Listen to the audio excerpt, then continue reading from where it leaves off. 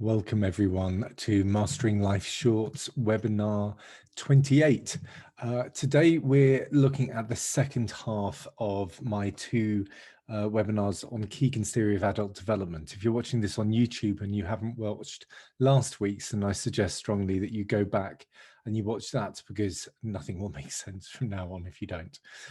While I'm talking about YouTube, do subscribe to my channel and then you get the updates.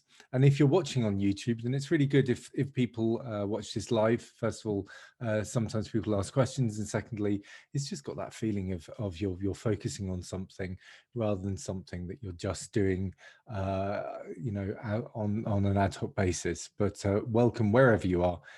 Great to see you. So, when I was thinking about this webinar, I was thinking, why am I giving this webinar? Because Kegan rather feels that we develop through the 5 stages of adult development naturally, in the same way that a child will naturally develop into an adult physically.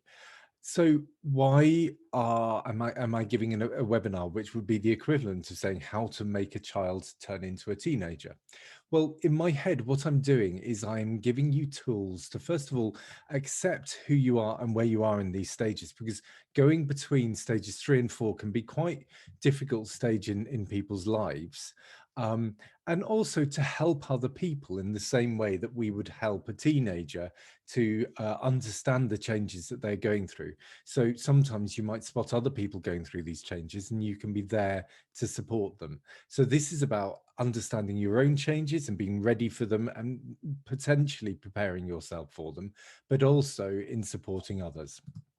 So just to very quickly run through stages 3, 4, and 5, which are the 3 adult stages of Kegan's theory. In stage 3, we are society. So the society we find ourselves in is the thing that gives us the rules that we live by.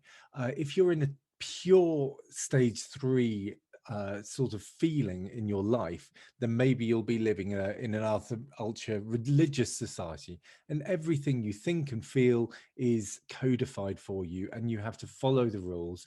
You're told what to think and what to wear and what to dress, and all of this stuff that you are. Your relationship becomes you. So if you're in a couple, you are the couple, and any questioning anything in that couple becomes a problem in itself. So that's stage 3. Stage 4 is once you start realizing that, yes, you have a lot of you that likes being part of society and groups of people, but you can start to question the identity that that group of people are trying to impose on you. By the time you get to stage 5, there are multiple groupings that you feel very comfortable within, but you still question each one of them. And sometimes they might be very contradictory. There might be paradoxes in who you are, but you're very comfortable in that. And I think that's the key to stage 5, is the feeling of, you know what, I don't have to integrate my whole self. Now, in order to help you understand a bit more of this, on the worksheet that I've given at the end of the presentation, you can download from my website, englishleathermaster.com, is this exercise. And what I need you to do is to think about who you are and where you came from. So you draw 3 concentric ellipses on a piece of paper. In the middle, you write the things that you were born with or into that you cannot change. For example, your assigned gender at birth, your country of birth, and your race. Now, those things, whether we like it or not, have a massive impact on who we are and how we're seen by the rest of the world. So in my previous job, was living in Southeast Asia, and I would joke that I was the white guy in the suit. And as much as I was joking slightly because I was so embarrassed by the fact that I was called in by my colleagues who were local colleagues to tell audiences exactly the same things that they could have told, but for some reason in that region, white men are seen as more important or more wise or something. I really never got my head around it. and therefore I backed up what they were saying by saying exactly the same thing with a different skin tone. Nothing I could do about that. I could help them in my own way, but that's a story for another webinar. The point is, we can't change that about who we're born and what that does to us in the society that we live in. The things that come from those around us are our religion. Now, again, I was born in the UK to parents who had come from Christian backgrounds, neither of them particularly religious. However, built into our DNA in the UK is that Christian background, and a lot of the West starts from a Christian Aramaic religion background. In Asia, it's a very, very different background. Now, we might not notice, but our core values and our moral codes often come from those backgrounds. So, for example, in the West, there is a underlying feeling in most people that that equality of opportunity is a good thing and right. So it doesn't matter whether you're born rich or born poor, you should have some sense of opportunity of education that should be able to open to everyone. For example, if you lived in certain societies in Asia or potentially Africa, which I know less about, then there's an understanding that, or a belief that if you were born in certain sections of society, then you don't get that equality of opportunity. You don't go to school. You don't have the jobs that other people are open to other people. You can't marry outside your grouping. Um, and that is inbuilt in their moral code. And they're absolutely fine with that. Now, for us in the West, we look at that and we think, well, surely that's wrong, that people of a different caste should have a different ability to move forwards in life. In those places, they would look at us and think, why are you thinking that everyone should be absolutely equal? They're clearly not. And that came from being in that society from birth. Other things that came from those around you. Your social status as a child will have meant that you have opportunities in life and you have choices in life. I used to work in schools, and in one of my schools, which is a very nice school in a very nice part of southeast England, all of the parents wanted their children to be doctors and nurses and engineers and all of these sort of professional jobs. I worked in another school where all of the parents were expecting their children to become hairdressers, mothers, and claiming benefits, and this was actually what the parents were telling the children, or very manual workers, tarmackers, and builders and things.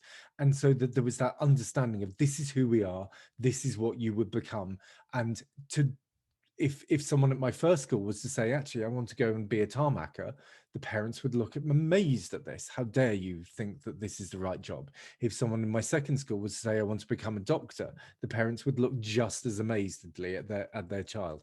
So you're taught from a very early age who you are and how you fit into the society.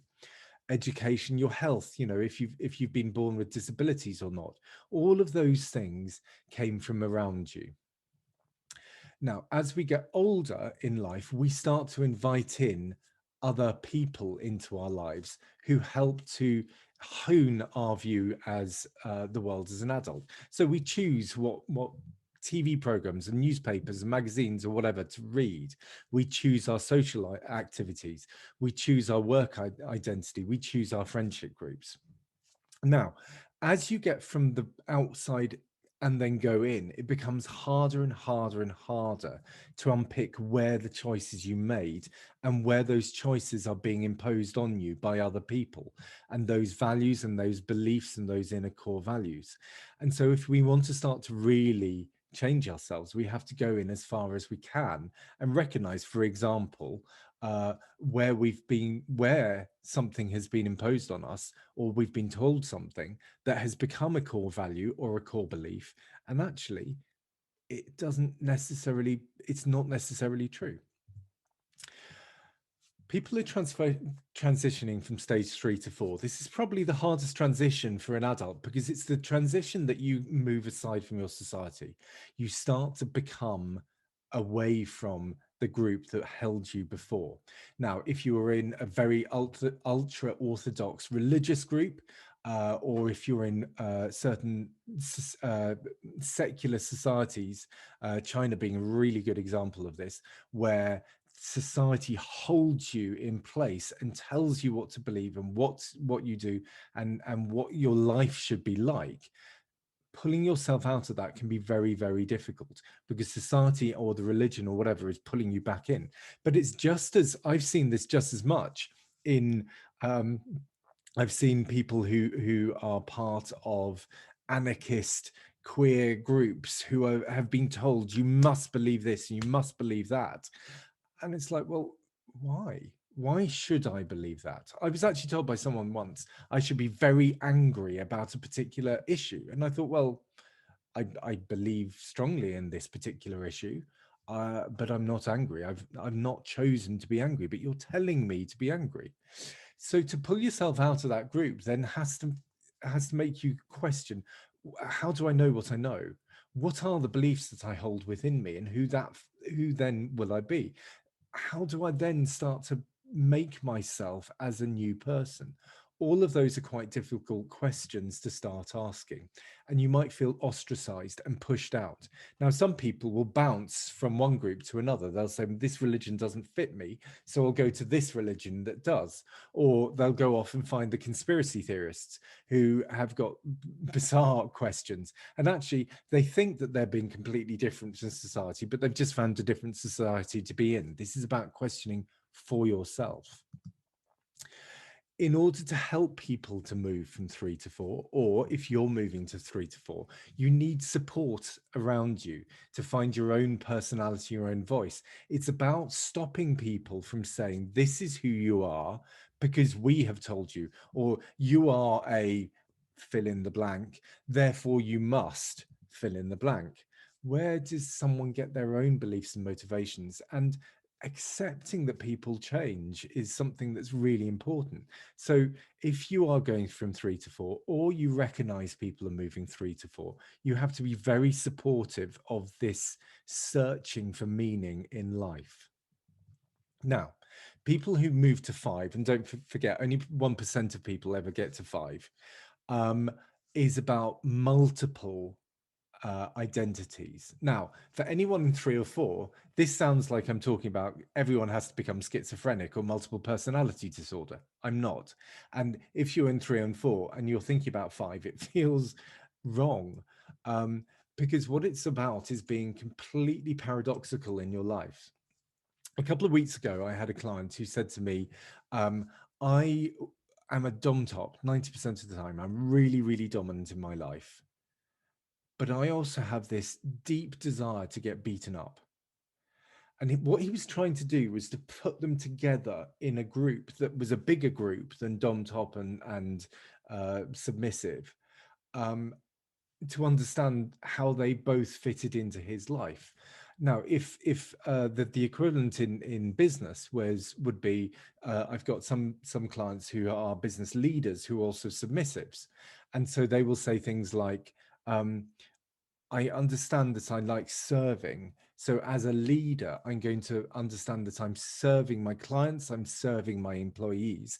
Therefore, it's the leader as servant or leader as server. And that works for me to integrate that I am actually serving in both roles. In stage 5, you just go, you know what? I'm a leader and I'm submissive. And they help each other sometimes, and they are completely paradoxical in other time and in other points of my life, and that's fine. And if you're not fine with it, then you're probably not in level 5. Where if you're thinking to yourself, there's these different parts of me, they're not really working together, then possibly you are moving to level 5. You start to question your own beliefs. Why do I think that under these circumstances? And why is it different for under these circumstances? Is that okay? How can I take those and enhance them? How can I take the skills from one area and enhance another area and still not blend them artificially? Now, we like putting people in boxes. So when someone is moving to a stage 5, we start saying, but you said that you were doing this and that's not who you are. And if we start saying that, we're not helping people to move forwards and we're not moving ourselves forwards. I've been in webinars where everyone has to go around and state their labels. People use the wording in different ways, and it drives me mad because I'm thinking, well, who am I? I'm a son, and I'm a brother, and I'm a master, and I'm a partner, and I'm an ex-husband, and I'm a stepfather, and I'm a million different things, and I'm fine with all of them. And which one do you want me to be right now? Because I act and uh, I am different people in different circumstances. I'm not schizophrenic. I'm very happy with that. I'm not saying I'm level 5. I'm getting there. Um, Recognize and celebrate when people are learning, when they're questioning themselves. One of the things that the media is really quick to jump on anyone who changes their mind. Cancel culture, for example, is very quick to say, right, this person has said this, therefore we have to cancel them. I'm not against saying if someone is saying things that are wrong, they need to be deplatformed. What I'm saying here is we shouldn't be stopping people from changing their mind or from recognizing that, yeah, they said that when they were 20, they're a different person now. We have to really support people in moving through their life's journey, not assuming that everything we write is in stone. We have to recognize that sometimes people are different in different circumstances and recognize that and accept it. And sometimes not, that feeling of, I don't understand who he is. Sometimes that's right. In order to go through this in more detail for yourself, then I've put together my worksheet for this week. Download it from englishleathermaster.com/mastering-life-shorts. The password today is paradox. It's got that grid for you, or that concentric ellipse model for you to start thinking about who you are and where you come from. And then start thinking about where you are in relation to moving to the next stage in your journey. Now, one of the interesting things is that Kegan believes that we are living for longer because our societies and religions and everything that is imposing the rules on us are not fit for purpose in modern day life. So he's suggesting that we're living far past natural reproduction age in order to grow up our stages so we can start questioning the world we're in. So it's actually really important that more of us move up these stages if we can. So download the website, the worksheet, or get in touch with me, because sometimes this needs someone else to work with you and find out who and what you are and question why you do things. So get in touch with me and we can book in a free 30-minute experience coaching session, and we can talk about where you are and how you can grow. Next week, completely different. We're going to be talking about love.